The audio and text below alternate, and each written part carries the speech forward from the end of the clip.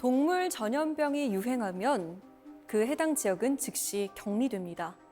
여기에 그치지 않고 해당 지역과 인근 지역까지 살처분이 집행되죠. 과연 살아있는 동물을 죽이는 것 외에는 방법이 없는 걸까요? 이 불편한 진실에 의문을 품은 프로듀서가 있습니다. MBC 충북 김영수 프로듀서와 함께합니다.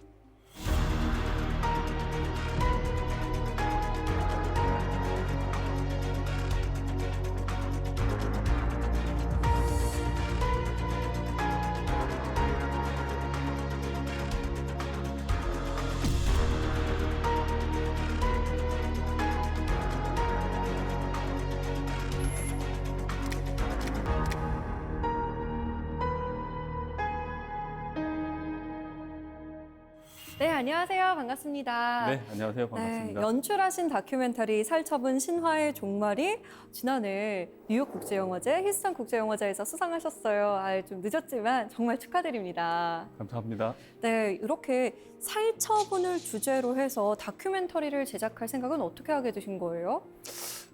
아무래도 지역에 있다 보니까 그런 뭐 농장이라든지 그 농촌 지역을 많이 보게 되잖아요. 근데 그때 이렇게 살처분하는 것들을 보면서 왜 동물한테는 백신을 쓰지 않을까 그런 의문에서 그거를 계속해서 좀 파고 연구하다 보니까 다큐멘터리를 제작하게 됐습니다. 사실 인간과 동물은 감염병의 고통을 계속 함께하게 될 텐데요. 오늘 그것에 대해서 잘 한번 생각해보는 시간이 됐으면 좋겠습니다. 강연 잘 부탁드립니다.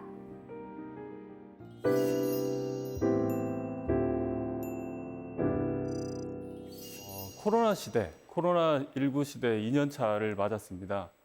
우리 지금 살고 있는 사람들은 어떻습니까?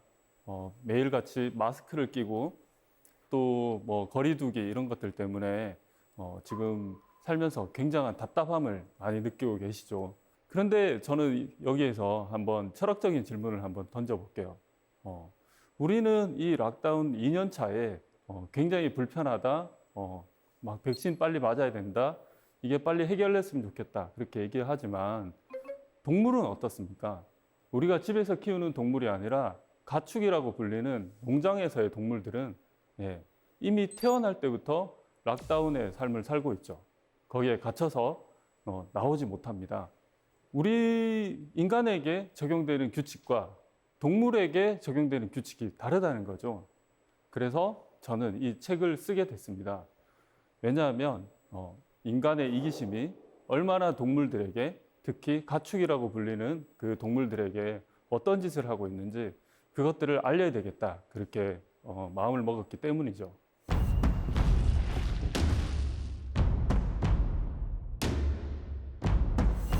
살처분이라고 뉴스에서 많이 들으셨을 거예요.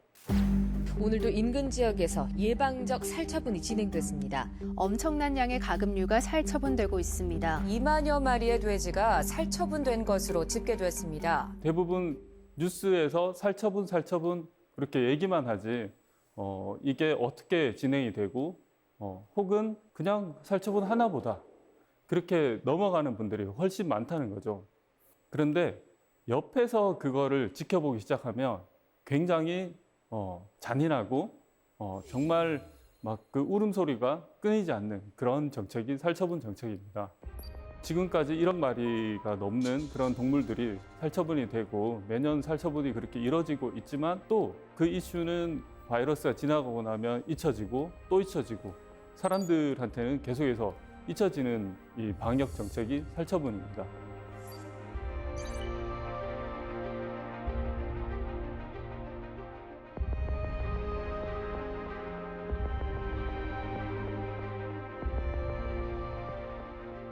살처분은 그러면 어떤 정책일까요?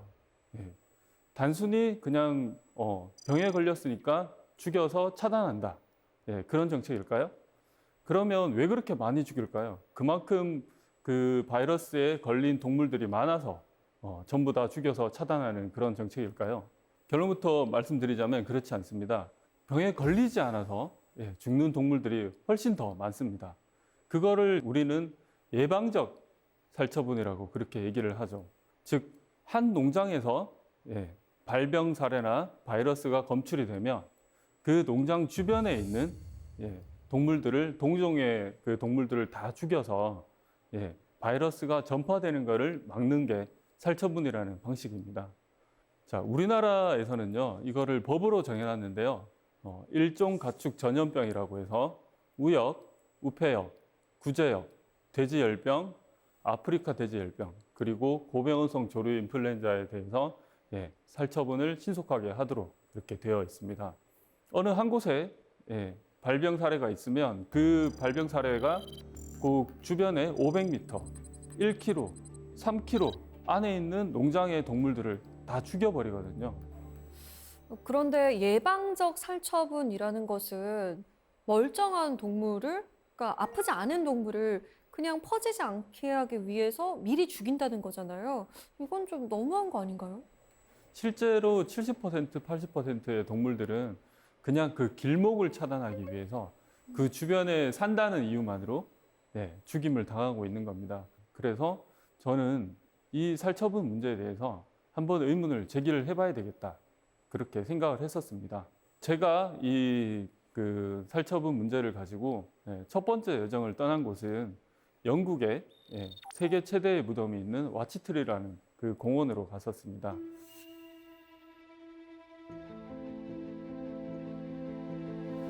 이곳은 그 런던에서 북서쪽으로 한 6시간, 8시간 정도 가면 있는 컴브리아라는 그 도시에 있는 공원인데요. 우리가 저곳을 알게 된 거는 2001년도 영국의 사례였습니다. 영국에서도 2001년도에 굉장히 이제 살처분이 많이 일어났습니다. 그때 구제역이 전국적으로 퍼져서 1000만 마리 이상의 살처분이 이루어졌다고 합니다. 구제역이라고 하는 것들은 그 바이러스의 특성상 굽이 있는 그런 동물들이 살처분이 되거든요. 그러면은 우리가 봤을 때 양이라든지 돼지라든지 소라든지 그렇게 축종이 좀 큰 그런 축종들이 살처분이 되는 거죠. 2001년도에 대번 지역에서 이렇게 퍼지고 난 이후에 그 북서부 지방까지 그 바이러스가 퍼지기까지 굉장히 빨리 걸렸습니다. 그러고 난 뒤에 영국 정부에서는 살처분 일변도의 정책으로 이걸 막으려고 했죠. 그 결과 지금 여기에 보이는 저 공원같이 굉장히 이렇게 정리정돈이 잘 된 저런 공원이 생겼습니다. 저 아래에는 50만 마리의 동물의 사체가 묻혀져 있습니다. 자, 세계 최대의 무덤이죠, 이곳이. 이 세계 최대의 무덤이 주는 교훈은 우리한테 뭘까요? 단순히 그냥 50만 마리가 묻혔어? 안 됐네? 그런 게 아니라 그 당시를 생생하게 기억하고 있는 분들을 저희가 만나보니까 하나의 정책으로 그렇게 갔을 때 어떤 대책도 없고 결국은 계속해서 죽일 수밖에 없는, 그러니까 지역 공동체가 붕괴되고 축산 산업이 붕괴되고 이렇게 하더라도 대책이 없더라는 거죠. 만일 저때 영국이 백신 정책을 좀 생각을 하고 있었다면 더 빨리 막을 수 있었겠죠. 그런데 영국이란 나라는 계속해서 백신이 아니라 살처분을 고집하는 그런 나라였습니다. 저 당시에 그 지방에 있던 컴브리아 지역에 있던 농부들이 굉장히 파산을 많이 했고 심지어 어떤 분들은 자살을 많이 했다고 합니다. 왜냐하면 다시 저거를 그 자신의 어떤 산업, 축산 산업을 일으키는데 굉장히 시간이 많이 오래 걸렸거든요. 그리고 저 동네에 있는, 쉽게 얘기해서 그 구지역에 걸릴 수 있는 그런 축종들이 다 죽었기 때문에 그냥 한마디로 말해서 전쟁처럼 황폐화가 된 거예요. 그 당시에 그 어떤 비디오 자료를 제가 보니까 막 검은 연기들이 들판에서 계속 피어오르고 있는 것을 볼 수 있었습니다.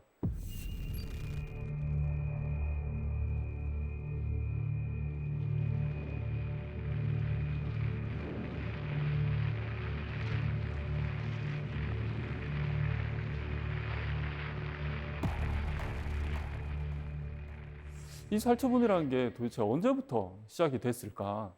그런 질문을 많이 받습니다. 16세기 정도부터 우역이라고 하는 그 소의 급성 질병이 돌기 시작했는데 그게 18세기에 들어서 유럽 전역에 퍼지게 됩니다. 근데 이 우역이라는 병은 치사율이 80% 이상, 90% 이상 소가 바로 죽어버리는 굉장히 무서운 질병이었습니다. 그래서 18세기에 로마에서 이거를 어떻게 해결하지? 고민하던 찰나에 조반니 마리아 란치시라고 하는 교황의 주치의, 그러니까 의사였습니다. 그래서 교황이 저분에게 이거를 어떻게 해결하지? 어떻게 해결해봐라 라고 미션을 주니까 계속해서 곰곰이 생각하다가 그 전까지는 이 소들을 어떻게 치료할까, 어떻게 살릴까, 그런 것들을 연구를 하다가 이 사람은 획기적으로 그런 생각을 하죠. 차라리 빨리 죽여서 길목을 차단하면 어떨까. 그게 살처분 정책의 시작입니다. 그렇게 로마에서 이게 길목 막기처럼 미리 죽여서 숙주를 죽여서 바이러스가 퍼지지 않도록 그렇게 만들기 시작하니까 이게 어느 정도 효과가 있는 거죠. 그래서 이 정책이 로마에서 시작돼서 그 다음에 영국으로 넘어갑니다. 영국에서는요, 이거를 국가가 이제 정책화시키고 시스템화시키는 그런 작업을 합니다. 그래서 이 살처분 정책의 시작은 로마였지만 이거를 시스템화시키고 국제 표준으로 만든 거는 영국이라는 나라의 어떤 그 함의가 숨어 있습니다. 사실 우역이라는 질병은 치사율이 굉장히 높아서 이것 때문에 국가의 기반이 흔들리고 존립이 흔들리기 때문에 이거는 빨리 막아야 된다. 그렇게 생각할 수 있겠죠. 그런데 지금 우리나라의 법을 봐도 우역 이외에도 구제역이라든지 조류인플루엔자라든지 또 작년에 우리나라에 상륙한 ASF라는 그런 질병에도 다 살처분이 표준이 됐습니다. 왜 다른 질병에도 살처분이 다 표준이 되었을까요? 영국은 우리가 알다시피 18세기 산업혁명 이후에 굉장히 대영 제국의 시대를 맞았습니다. 그래서 전 세계 각국의 자기네들만의 식민지를 만들게 되죠. 거기에서 구제역이 돌면 영국은 거기에 가서 살처분이라는 것을 보여주는 겁니다.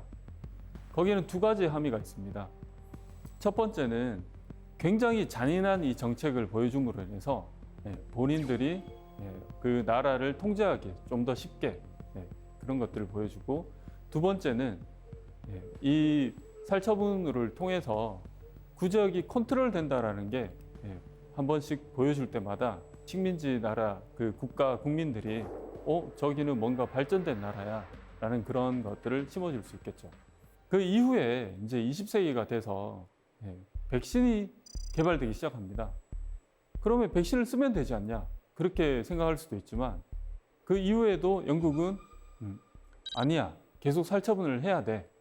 그러면서 청정국 지위라고 하는 저지위를 부여하게 됩니다. 저게 뭐냐 하면 청정국은 백신을 쓰지 않고 살처분만으로 구제역을 컨트롤하는 국가. 그거를 우리가 흔히 청정국이라고 하죠. 두 번째 단계는 백신을 써서 구제역을 컨트롤하는 국가. 세 번째 단계는 백신도 쓰지 않고 아예 그러니까 컨트롤이 안 되는 그런 국가. 그런데 이 세 가지 스테이지가 있는데 영국은요, 그 스테이지별 있는 그 안에 있는 나라들끼리만 무역을 하겠다. 그렇게 천명해 버리죠. 그렇게 되면 이 국제 무역 전쟁이 일어납니다. 왜냐하면 고기라든지 살아있는 뭐 가축이라든지 이런 것들이 영국이 그 당시만 해도 굉장히 큰 손이었기 때문에 그 다른 나라에서 영국에 팔려고 하면 자기네들이 살처분을 해야 팔 수 있는 거죠.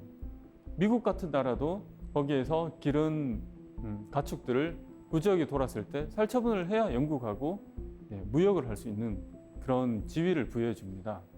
중국은 백신을 쓰고 있는데 영국은 백신을 쓰지 않잖아요.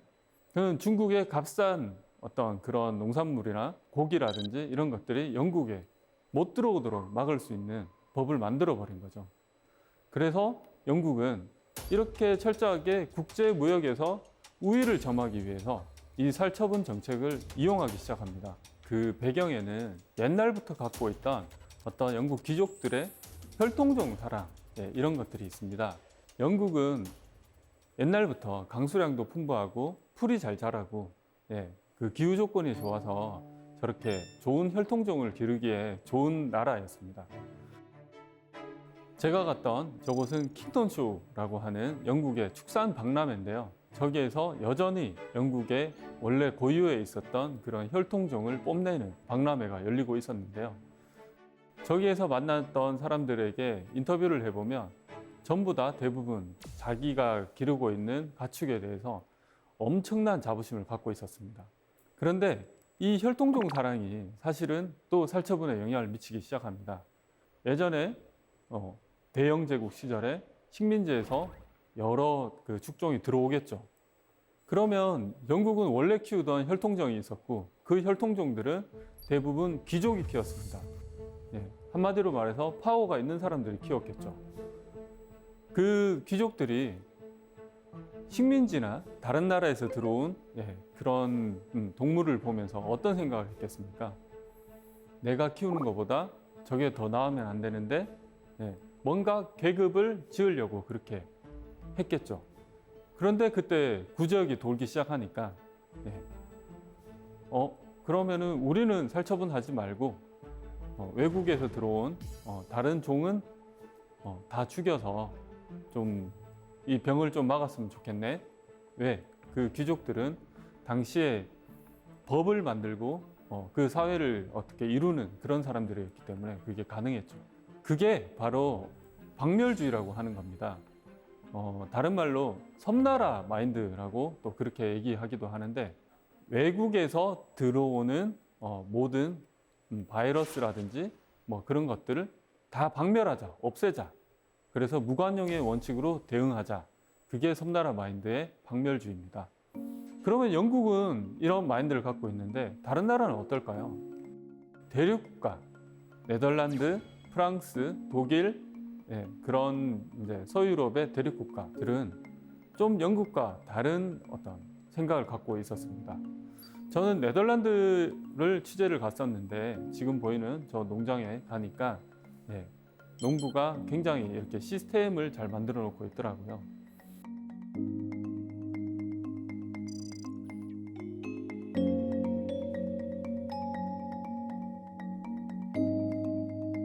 첫마디로 물어봤습니다. 여기도 구제역이 돈 적이 있죠. 그러면은 그 구제역을 어떻게 컨트롤해야 되는 게 맞는 겁니까? 라고 물어보니까 대부분의 네덜란드 국가의 어떤 사람들은 살처분을 우리는 원하지 않는다. 더 이상 원하지 않는다. 그렇게 얘기를 했습니다. 왜냐하면 대륙국가의 마인드는요. 이걸 공존주의라고 이렇게 얘기하기도 하는데 우리나라의 경상북도랑 충청북도랑 뭐 강원도랑 뭐 경기도랑 이렇게 다 붙어 있잖아요. 그게 그냥 우리가 이렇게 임의적으로 나눈 국경이나 경계지만 사실은 자연적으로 봤을 때는 저게 그냥 하나의 대륙입니다. 그래서 외국에서 들어오는 바이러스라는 그런 개념이라기보다 우리가 다 같이 이렇게 퍼지는 공유하는 그런 바이러스의 개념인 거죠.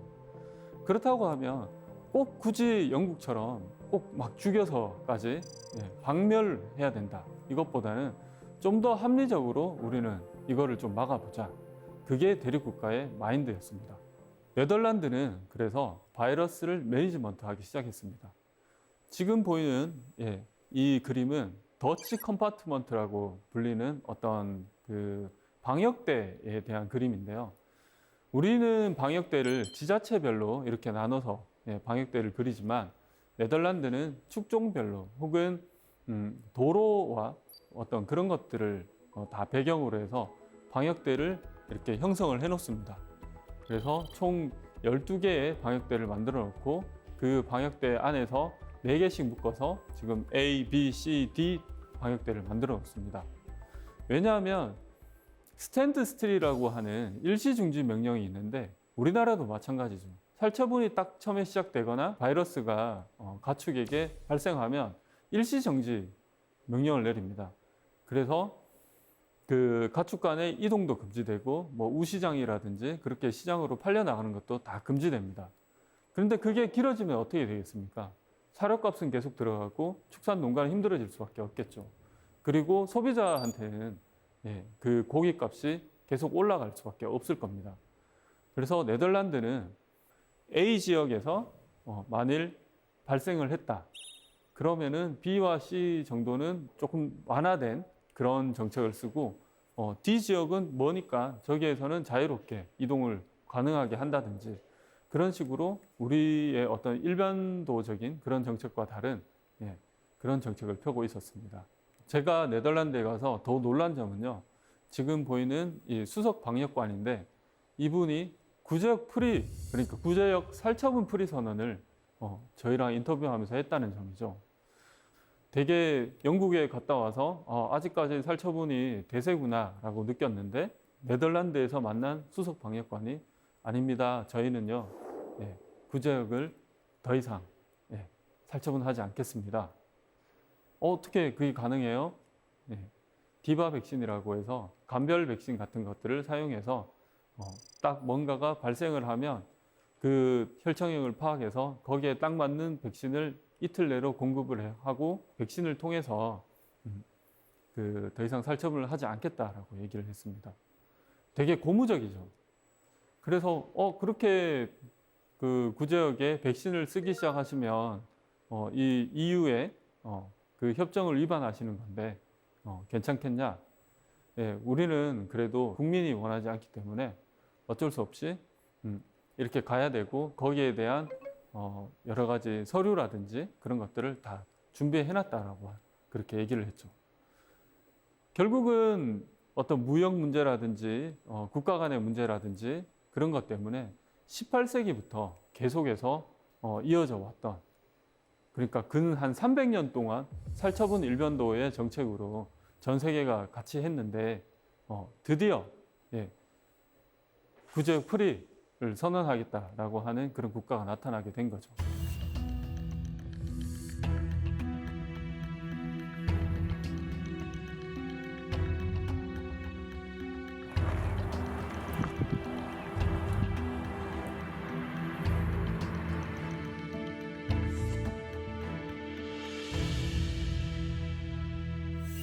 네덜란드처럼 저렇게 고무적인 일이 일어나고 있을 때, 자, 우리나라의 상황을 한번 살펴보죠.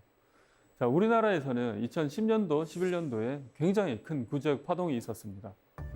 그 당시에 정말 수천만 마리 그 살처분이 됐었죠.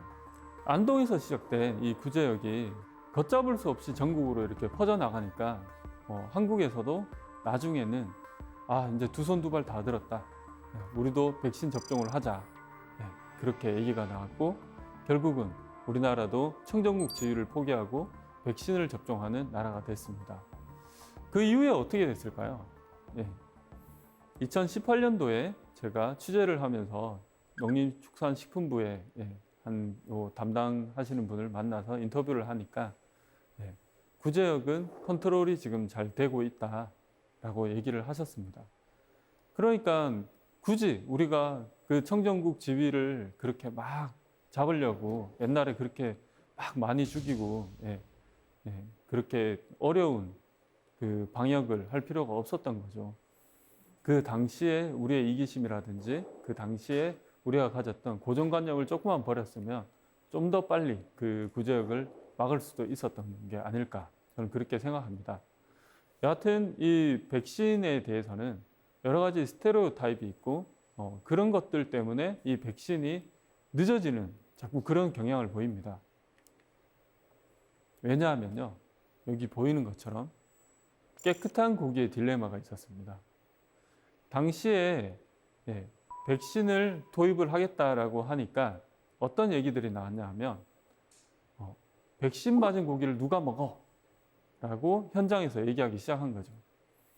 농민분들이나 또 뭐 일부 어떤 뭐 수의사분들이나 그런 분들이 이 백신 맞은 고기의 안전성 문제를 갖고 들고 나온 겁니다. 자, 어떻습니까? 지금 우리 코로나 백신에 지금 접종을 앞두고 그리고 뭐 접종을 지금 하고 있으면서 지금 나오고 있는 우리가 갖고 있는 딜레마랑 되게 비슷하죠. 그런데 우리는 딜레마를 갖고 있지만 그래도 대부분은 이 코로나 종식을 기원하면서 백신을 맞아야 되지 않을까라고 생각을 합니다. 그런데 왜 동물들은, 가축들은 백신을 맞으면 안 될까요? 그거는 왜냐하면 우리가 먹는 고기라고 생각을 한다는 겁니다. 즉, 비가시성의 세계에 살고 있다라고 하는 그것 때문에 우리가 보지 못하는 농촌에서 일어나는 그런 일들이기 때문에 나는 몰라. 나는 깨끗한 고기를 먹고 싶어. 나는 안전한 고기를 먹고 싶어. 계속해서 이런 주장만 계속 하게 된다면 그 생명들, 그 수많은 생명들, 따뜻한 피가 돌고 숨을 쉬고 있는 그런 가축이라고 불리는 생명, 그 동물들은 죽어야 될 수밖에 없는, 죽는 정책 하나밖에 없는 거죠.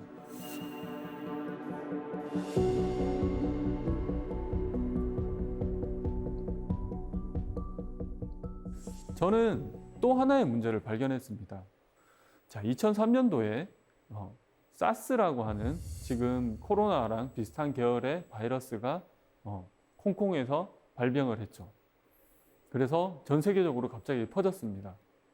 그 당시 우리 언론의 기사를 보면요, 괴질이라는 그런 말을 붙입니다. 괴질, 괴상한 질병, 되게 공포스럽죠. 그러면서 97년도에 홍콩에서 인간 감염 사례가 있었던 조류 인플루엔자가 아닐까라는 추측 보도를 하게 됩니다. 그러면서 조류 인플루엔자는 우리 사회에서요, 굉장히 위험한 질병으로 인식되기 시작했습니다. 2008년도에 이런 기사가 나왔습니다. 서울도 침공당했다. 서울도 뚫렸다. 그런 기사가 나오죠. 아마 광진구청에 관상용으로 키우던 거기에 조류들을 검사를 해보니까 그 조류 인플루엔자, 고병선 조류 인플루엔자가 나왔다라는 어떤 그런 발표가 있었죠. 그때 그 발표를 하자마자 언론에서 때로 달려들어서 서울 침공설을 이제 펴기 시작합니다. 그 다음에는 광진구에서 그렇게 발생을 하니까 어디에 있는 조류들이 제일 많이 죽었겠습니까? 서울 안에 조류가 있는 곳이 어디죠? 동물원이죠. 그래서 어린이 대공원에 있는 거기에 있는 조류들, 가금류라고 하는 그 조류들이 살처분 당합니다. 또 그것도 그대로 뉴스로 나가죠. 그거를 접한 어린아이들은 어떤 마음이었을까요? 굉장히 무섭지 않았겠습니까? 특히 어린이랑 이렇게 연관이 돼서 거기에서 고병원성 조류 인플루엔자에 대한 어떤 스테레오타입, 그런 것들이, 오해, 이런 것들이 생기기 시작합니다. 자, 고병원성 조류 인플루엔자, 그러면은 살처분만 해야 되나? 그런 질문을 할 수 있습니다. 구제역은 이미 백신이 있어서 우리나라도 마치고 있다라고 하고, 그럼 고병원성 조류 인플루엔자는 어떻습니까? 백신이 있다, 없다 라고 봤을 때 결론적으로 말씀드리면 백신이 있습니다. 저 백신은요, 홍콩에서 찍은 이제 중국산 백신입니다. 고병원성 조류 인플루엔자가 주로 발병하고 시작되는 곳이 홍콩의 구룡반도의 그 북서쪽에 있는 어떤 큰 호수가 있는데 거기에 있는 물오리에서 가장 최초 발병이라든지 그런 것들이 일어나는데, 홍콩은 계속해서 그 철새들이 이동하기도 하고, 또 그 북쪽에 메인랜드라고 하는 중국 본토에 있는 그런 그 가금류들이 살아있는 채로 홍콩으로 들어오는 나라입니다. 홍콩 같은 경우에는 거의 매년 그 위험에 노출되어 있는 거죠. 그래서 지금 보이는 세계 식량기구의 그 심스 레스 박사라고 하는 이 심스 박사님이 파견을 오게 됩니다. 그래서 홍콩에서 새로운 도전을 하게 되죠. 홍콩은 그러면 우리는 고병원성 조류 인플루엔자에 대해서 백신 정책을 쓰자. 백신으로 막아보자. 그렇게 해서 홍콩은 지금까지 인체 감염 사례 없이 백신을 통해서 2008년도 부터 시작해서 계속해서 그 고병원성 조류 인플루엔자를 백신으로 잘 막고 있습니다. 그러면은 우리는 이 고병원성 조류 인플루엔자가 사람에게 얼마나 치명적인가, 그런 것들을 한번 논의해 봐야 되겠죠. 왜냐하면 우리나라에서 고병원성 조류인플루엔자 백신, 홍콩도 있고, 백신이 이미 다 있는데 왜 쓰지 않지? 라고 물었을 때 방역 당국에서 얘기하는 어떤 근거들은 조류인플루엔자가 인수공통 감염병이기 때문이라고 얘기합니다. 자, 말은 어려워 보이지만 인수공통 감염병이라고 하는 거는 코로나랑 마찬가지로 인간과 짐승, 그러니까 동물 간의 종간의 장벽을 허물고 바이러스가 함께 걸리는, 그러니까 동물의 바이러스가 인간한테 옮고 또 인간의 바이러스가 동물한테 옮는 그런 바이러스라는 점이죠. 그래서 이 인수공통 감염병은 사실 우리 인류 사회에 있어서 굉장히 어떤 위협적인 요소로 계속해서 생각되어 오고 있었습니다. 그러면은 고병원성 조류인플루엔자도 인수공통 감염병이네, 되게 위험한 병이네. 그러면은 백신보다 우리가 살처분하는 게 더 깔끔하지 않겠어요? 라고 그렇게 반문해 볼 수 있죠. 자, 고병원성 조류인플루엔자가 얼마나 치명적인 병인가를 알아보겠습니다. 자, 여기 보면 H5N1이라고 하는 저 형의 바이러스랑 H7N9이라고 하는 저 형의 바이러스는 전체적으로 지금 뭐 다 합하면 1,300명, 1,400명 정도 되겠죠. 저 이외에 다른 바이러스의 형태의 고병원성 조류인플루엔자도 1,500명 정도의 그 감염 사례를 낳았습니다. 이때까지 18년 동안 1,500명 정도의 감염 사례가 있는 거죠. 그러면은 매년 100명이 안 되는 이제 인체 감염 사례, 그러니까 사람이 감염된 사례가 있었고요. 그 중에서 사망자를 제일 많이 냈다고 하는 H5N1형이 455명, 그리고 H7N9형이 212명으로 이렇게 집계가 되고 있습니다. 자, 하루에 미국 같은 경우에 지금 코로나로 하루에 1,000명 이상이 사망하는 그런 시대에 이 수치는 어떻습니까? 단순히 우리가 치명률을 비교를 하면 50%가 넘는 치명률이지만 생각보다 감염이 사람에게 많이 일어나지 않는다는 거죠. 그래서 세계보건기구에서는 고병원성 조류인플루엔자를 일반적으로 사람에게 감염되지 않는 병, 하지만 팬데믹이 될 수도 있는 가능성이 있는 그런 질병, 이 정도로 명명해 놓고 있습니다. 우리는요, 이 고병원성이라는 이 이름에서 굉장히 오해를 많이 합니다. 자, 고병원성 조류인플루엔자라는 이 이름, 그 고병원성이 누구한테 고병원성인가, 그거를 따져봐야 됩니다. 우리는 고병원성이라고 하니까 뭔가 인간에게 고병원성이고 굉장히 해를 끼칠 수 있는 그런 바이러스라고 생각할 수 있습니다. 하지만 고병원성이라고 하는 이 이름은요, 닭에게 고병원성이라는 그런 뜻입니다. 예를 들어서 고병원성 조류인플루엔자가 외국에서 어떤 날라오는 그런 철새의 분변에서 저 고병원성 조류인플루엔자가 많이 발견되죠. 그러면 철새가 고병원성이라서 굉장히 많이 아프면 어떻게 그 먼 거리를 우리나라까지 날아올 수 있죠? 오기 전에 죽어야 마땅한 게 아닐까요? 감염이 됐는데. 그런데 철새라든지 뭐 물오리라든지 또 오리라든지 이런 가금류는 저 바이러스를 몸에 갖고 있어도 그렇게 치사율이 많이 높지 않습니다. 하지만 닭에게 저 고병원성 조류인플루엔자가 옮겨가면 굉장히 치사율이 높아집니다. 그래서 이거는 양계농가 입장에서 붙인 이름입니다. 왜냐하면 닭이라고 하는 거는 가장 기본적인 우리가 단백질을 섭취하는 거에 가장 기본이 되는 달걀이라든지 또 약간은 그래도 소고기보다는 싼 그런 닭고기라든지 이런 어떤 인간들에게 단백질을 제공해주는 그런 가축이거든요. 그래서 닭이 오리보다는 더 중심이 될 수밖에 없는 겁니다. 그래서 고병원성이라는 이름은 닭에게 고병원성이라는 얘기지 우리 인간에게 고병원성이라는 얘기는 아니라는 뜻입니다. 그래서 너무 겁내할 필요가 없다는 거죠. 자, 그런데 이 처음에 사스에서 시작된 그런 오해라든지 여러 가지 고병원성에서 오는 오해라든지 여러 가지 그런 오해들이 계속해서 누적되면서 이제 정책들이 굉장히 피곤해지기 시작합니다. 왜? 정부는 피로를 안고 농장은 책임을 안 습니다. 어떻게? 자, 지금도 가보시면요. 하천변에 못 들어가게 해놨어요. 가을이나 겨울 초입부터 못 들어가게 막아놓은 곳이 많을 겁니다. 고병원성 조류 인플루엔자 발생 주의 혹은 발생 지역 출입을 금합니다. 네, 그렇게 하고 그곳을 분무 형태로 어떤 소독약을 계속 뿌리면서 다니고 있죠. 그런데 그 분무 형태의 소독약이 고병원성 조류 인플루엔자를 막는다 혹은 그게 효과가 있다 그런 거에 대한 사실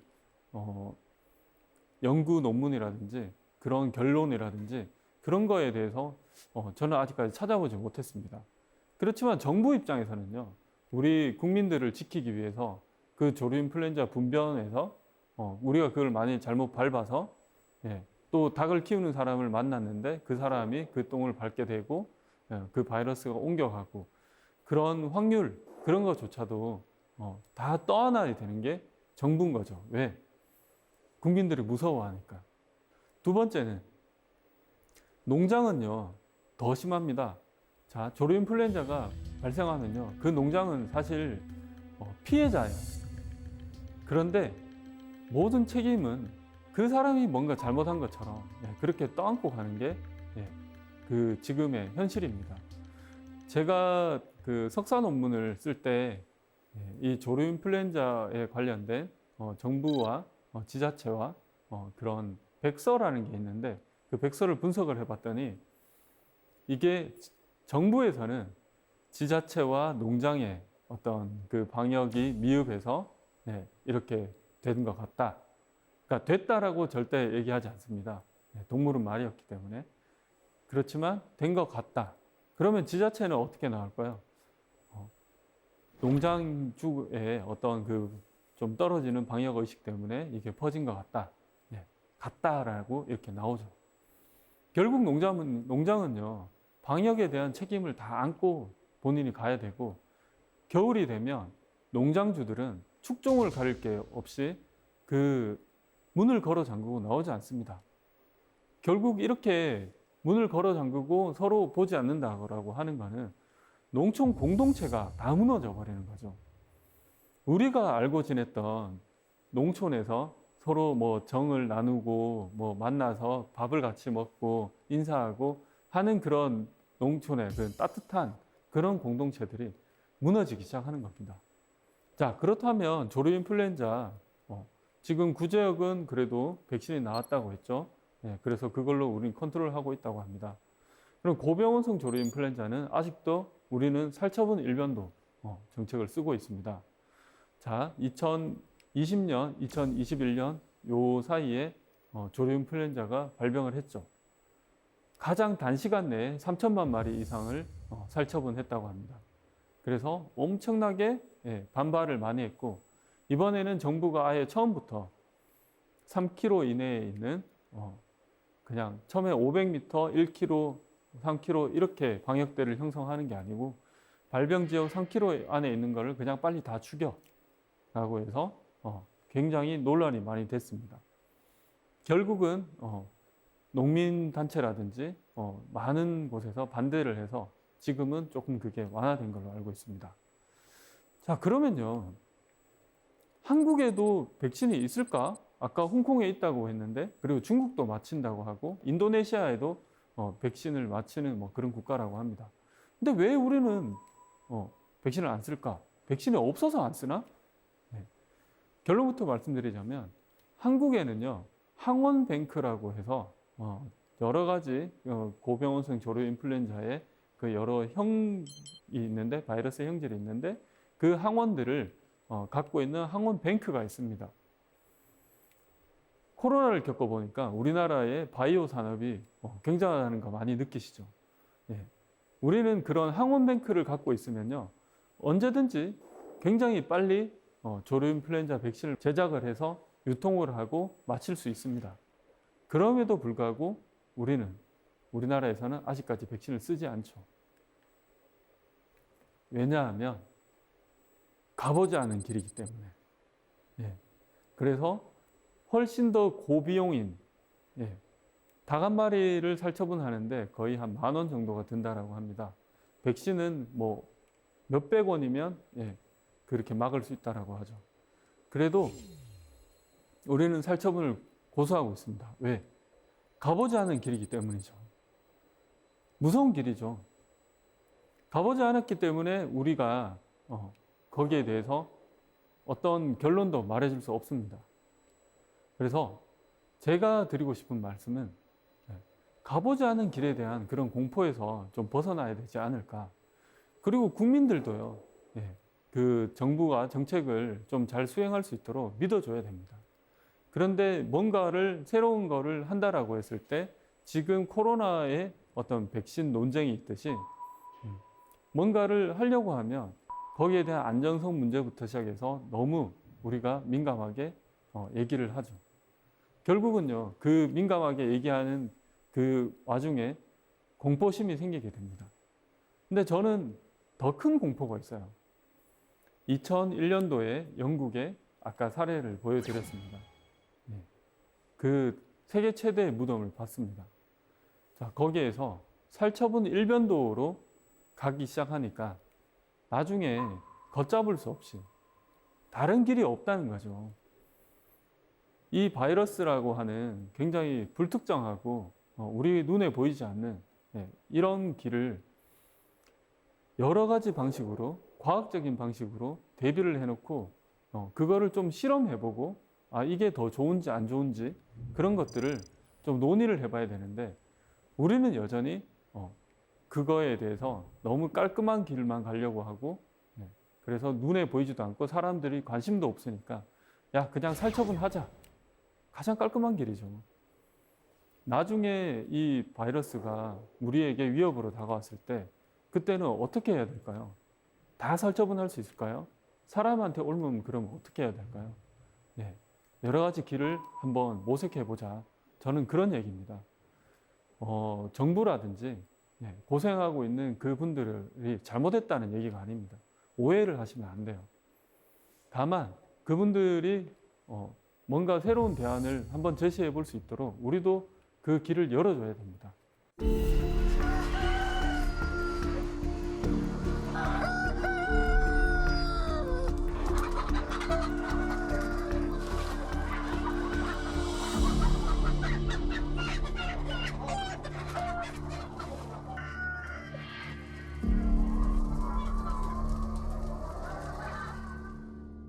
이 살처분 현장에 갔던 제 공저자이신 윤종웅 회장이 그런 얘기를 했습니다. 지금 21세기인데요. 살처분 현장 가면요. 18세기예요, 아직까지. 이게 말이 되는 겁니까? 지금 이렇게 스마트폰 쓰고 우리 과학이 이렇게 많이 발전됐는데 거기 가면요. 그냥 18세기예요. 300년 전인지 지금 내가 21세기에 살고 있는지 잘 모르겠어요. 그런 얘기를 하십니다. 그렇죠. 우리가 하나의 방법만 고수하면 300년 전의 방법을 계속해서 쓸 수밖에 없습니다. 자, 코로나 시대 다 겪어봤잖아요. 그러면은 동물에게도 우리는 어떤 마음을 가지고 어떤 방역을 해야 될지, 우리가 계속 18세기에 머물러 있는 게 과연 정당한 일일까? 거기에 대해서 한번 의문을 가지고 싶습니다. 그리고 여러분들도 거기에 대해서 생각 한번 해보시길 바랍니다. 긴 시간 강연 들어주셔서 감사합니다.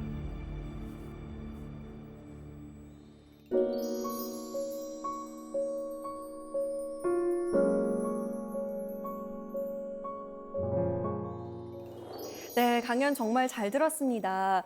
동물 방역에 있어서도 인간 중심적인 사고가 결국에는 인간에게 다 돌아온다는 생각이 들었어요. 우리 사세계 공동체 여러분께서도 정말 궁금한 것이 많을 텐데요. 미리 보내주신 질문들 함께 보겠습니다. 먼저 오한음님의 질문입니다. 제가 닭고기를 좋아해서 일주일에 3-4번씩 치킨을 먹고 있는데 백신 접종한 닭고기를 사람이 먹어도 안전한가요? 이 닭고기 같은 경우에 우리한테 유통되기 전까지 한 7개에서 10개 정도 백신을 실제로 맞고 있습니다. 근데 조류 인플루엔자 백신이 이게 이제 자꾸 이슈화가 되다 보니까 그게 안전한가 안 안전한가 그거에 대해서 얘기가 있지만 사실은 우리는 다른 인플루엔자나 그런 백신 맞은 고기들을 이미 다 먹고 있거든요. 근데 거기에 대해서 지금 뭔가 뭐 부작용이라든지 뭐 안 좋은 사례나 이런 게 나온 그런 사례들이 없지 않습니까? 그것처럼 지금도 다른 나라에서 이 백신 접종을 하고 있고 또 항원이라는 게 그냥 나중에 면역력만 생기는 거지 나중에 그 백신 안에 있던 그런 것들을 다 빠져나가기 때문에 안전하다고 그렇게 얘기를 하십니다. 오늘 강연 들으면서 결국 인간은 혼자 살아가는 것이 아니라 동물과 함께, 자연과 함께 살아가는 것인데 너무 인간 중심적으로 살아가고 있는 것은 아닌가, 나도 그랬던 건 아닌가라는 생각이 들었습니다. 오늘 강연 정말 잘 들었습니다. 감사합니다.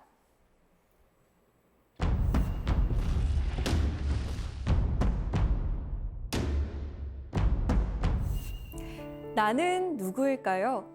지금까지 읽은 책에서 받은 영향 50%, 들은 음악에서 받은 영향 30%로 이루어진 사람입니다. 나머지 20%는 아직 비어 있습니다. 세상에는 멋진 사람들이 아직 많이 있으니까요. 한 소설가의 자기소개 말인데요. 제 경우는 어떨까 생각해 봅니다. 여러분의 경우엔 어떠신가요? 아직 만나지 못한 세상의 멋진 사람들, 스미다를 통해서 만나보시면 좋겠습니다. 사사기 공동체 스미다, 저희는 다음 시간에 찾아오겠습니다. 고맙습니다.